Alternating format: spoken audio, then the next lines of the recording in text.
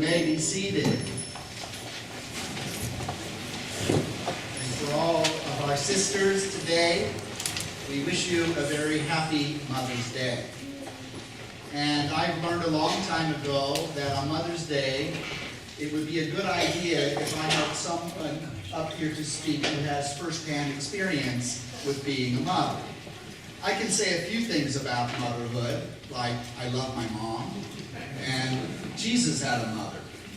But beyond that, I have very little that I can say with any degree of authority. And so we have a custom here at St. Matthew's that I ask and invite a member of our community who is in fact a mother in some way to come and to speak to us about the meaning of motherhood and that connection with the gospel of Jesus. And this year, I have invited a longtime member of this community of St. Matthew, Annette Atoni. I met Annette and her husband, Remo, back in 1988. Was it 88? 87. Well, you know, it was a long time ago.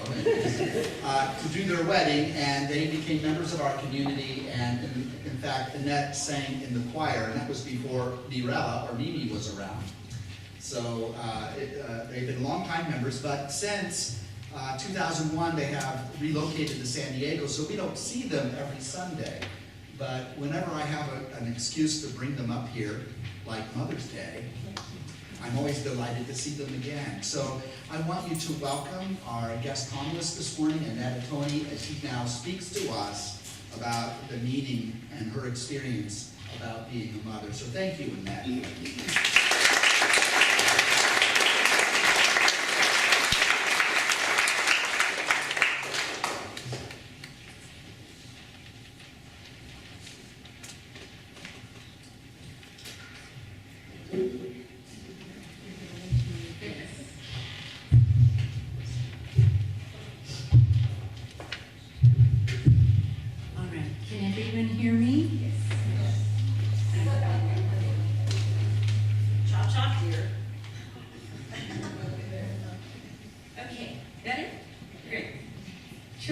Is a great place to give thanks and seek forgiveness. So I'm going to do both. My name is Annette, and I thank you for sharing the next moments of your life with me. It is such an honor to speak in this house. Please forgive me if I read some of this to you, but I want to make sure that I say everything that I came here to. Today, we celebrate all women who have had the occasion to protect, love, and wish good things for our children. So whether you're bio mother, other mother, adopted mother, guardian, grandmother, godmother, auntie, nanny, teacher, mentor, or neighbor, this day celebrates you. Happy Mother's Day. I'm going to share two things with you. One, how we found St. Matthew Church, and two, my coming out story. This is an account of two journeys taken 24 years apart. Two journeys fraught with conflict and resolution thereof. Two journeys in which the power of love is love prevailed. I learned, I'm on my toes, I'm going to come down. I don't want to touch that either. I learned of St. Matthew Church from a bridal fair ad in 1987 when my fiancé Remo and I were planning our wedding. The ad read something like, want a Catholic wedding but can't get married in the Catholic Church? Oh, it seemed the perfect solution for us. So we scheduled an appointment to meet with a Father Peter Hickman in the Old World village of Huntington Beach. It was an odd setting, to be sure, but we met with him anyway. And we liked what we heard in that Get to Know You interview. We also were told that we would be required to attend a couple of services just to make sure we knew what we were getting into. So we did, and the services were welcoming, familiar, and relevant. In those humble beginnings, Father Peter even played guitar and sang. We were really small. Kind of like that I Love Lucy episode where the guy is wearing all the hats. He's the conductor, the hotel person, the everything. Anyway, he was so nice that this little church in the Old World Village immediately felt like home. Not only did Remo and I want this priest to perform our wedding ceremony, but we wanted to become members of St. Matthew Old Catholic Church. Professionally, he became our priest, and personally, he became our good friend. In those first visits, we learned a few things. Father Peter had a son named Nathan and a wife named Angela. Statements that always prompted my very Roman Catholic mother into asking, what kind of Catholic church is this in? Initially, I answered her questions as best I could, but eventually got tired of the same question over and over. So I handed her the blue pamphlet. Catherine, I know you know what that blue pamphlet is. It explained all things St. Matthew. And guess what? After a considerable amount of time, prayer, and reflection, my very Roman Catholic mother passed her wedding band, which was also my grandmother's, on to me. She had 4 daughters to choose from, but she chose our ceremony with Father Peter to be the one that would forever link my family's past to what would be my family's future. She passed that ring on to me because not only did she have faith in my marriage to Reno, she also had faith in the ability of this humble, welcoming church, St. Matthew, married priest and all. Some of my favorite things about our wedding day are the readings from Paul's first letter to the Corinthians on love. Father Peter talking about the children we might have one day, and the image of Father Peter dancing to Billy Idol's White Wedding.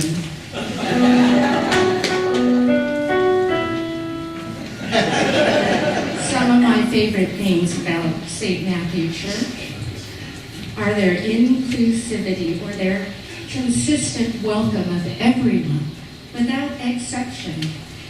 Even when the without exception has placed this faith community at a crossroads and resulted in heartbreak and lost membership, St. Matthew has always remained true to its words. All are welcome. And I'm certain, though, Peter, it's easier to sleep at night knowing you've done the right and loving thing versus whatever it took to retain your financial base. They're big on forgiveness here at St. Matthew. I should know, my kids have heard me fight with Father Peter and Bishop Peter over the years, and I've been a direct recipient of forgiveness from him and Mirella both. Because no matter how great our differences or out of step our paths, the bottom line is this, my other favorite thing about St. Matthew Church. They truly strive to live by Christ's words, to love one another. Because that's what we do when we're a family. And now for my family. Yes, I did say my coming out story. How, you ask? Can a straight woman come out? I'm going to tell you. One of the many hats I wear is as a regional director for PFLAG San Diego. Can you still hear me? Yeah. I'm on my feet. PFLAG is a national network that provides support, education, and advocacy to everyone that are beautiful, lesbian, gay, bisexual, transgender, or queer, or LGBTQ for short, or as short as we could get it, to everyone that our LGBTQ rainbow touches or needs to touch, with the simple goal of equality for all. A type of consistent welcome of everyone without exception. I think most parents can remember the joy we felt holding our newborns.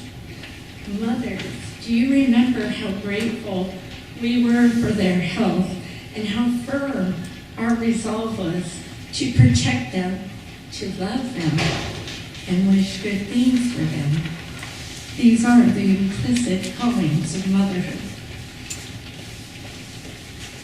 I began my journey with PFLAG 4.5 years ago when one of my babies felt supported and empowered enough to come out to Remo and me. I had so many questions for her, and initially she answered them as best she could, but eventually she tired of them and told me, "Mom, go to a PFLAG meeting." She handed me a pamphlet. PFLAG will help you. They'll answer your questions. I've got homework to do, Mom. Little did I know I had some homework to do too. And I'd like to share with you a few things I've learned about coming out. Coming out is a process or journey, and everyone's process or journey is different. Number two, it is the entire family that comes out, not just the LGBTQ individual. We come out every day. You lose some friends at the crossroads. You keep the friends that are willing to take this journey with you, and you make some amazing new friends, like my friend Mark and family over there. It took our team 2 years to come out to Remo and me because she was afraid of the possible repercussions. She came out her senior year of high school after an out-of-state visit to a college that was recruiting her to play basketball. It was very late and we were so very tired. Her words, "Mom, Dad, I'm gay. I'm gay." My stunned words as I held my daughter, "That's okay, sweetie. Thank you for telling us. I love you. I love you." I will say, I was not expecting those 4 words to come out of her mouth. I thought she was going to say, "Mom, Dad, good night." But I knew in that moment she needed to be assured that this would not change our love for her, and it did not. I spent that first sleepless night trying to figure it all out. How to tell our family, our friends, she was going to be an adult in a couple of months and leave for college shortly after. My time with her was so finite, and I didn't have the answers. But what I did know was I did not want my daughter in that closet a moment longer. I'm backing up. That was one night. I can't even imagine the struggle of the past 2 years, what that was like for her. So the next day, I told her my plan. "Oh, girl, we will tell the family at Thanksgiving when we'll be with Tiffany, and we love them, and it'll be great." And she gave me that teenager look. Do I have a teen here that wants to show me the teenager ring? Come on, Watson. The one where they roll their eyes. Stay on that one. So Thanksgiving came and went, and she didn't come out. She chickened out, I thought. And the same thing happened at Christmas and her going away party. And then she left for college, and we hadn't told anyone in the family. Well, what did I learn? I learned something really important. It wasn't about me. I learned it was not my place to out my daughter. And if she wasn't comfortable at Thanksgiving or Christmas or her going away party, then I needed to respect her process. I did so, though, while never completely understanding why she just wouldn't come out. But like my own mother, who didn't completely understand the whole St. Matthew thing, I knew I could count on my love for her, and the rest, that was going to have to work itself out. I knew to trust in that love. I knew to trust in his love. Months later, Olivia, my daughter, explained to me that my approach made her feel as if I was pinning a big scarlet letter on her for all to see, for all to judge. And she is so much more than that. She also explained to me that I never held a sit down with the extended family to tell them my other two kids are straight. So in fairness, this shouldn't be any different.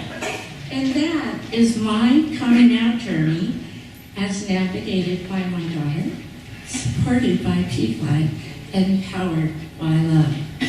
And I have an epilogue for you. In February, that teen turned 22.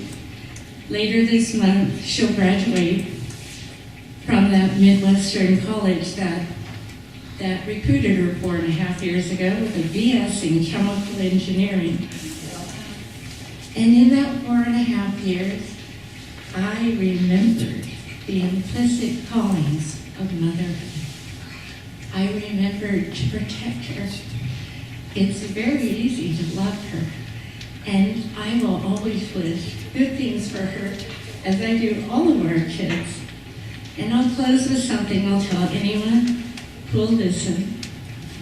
I love all my kids, even the straight ones. So thank you, St. Matthew Church, and happy Mother's Day to all the women in this room who have had the much appreciated occasion to protect, to love, and wish, oh, I just looked at my daughter, and wish good things for our children.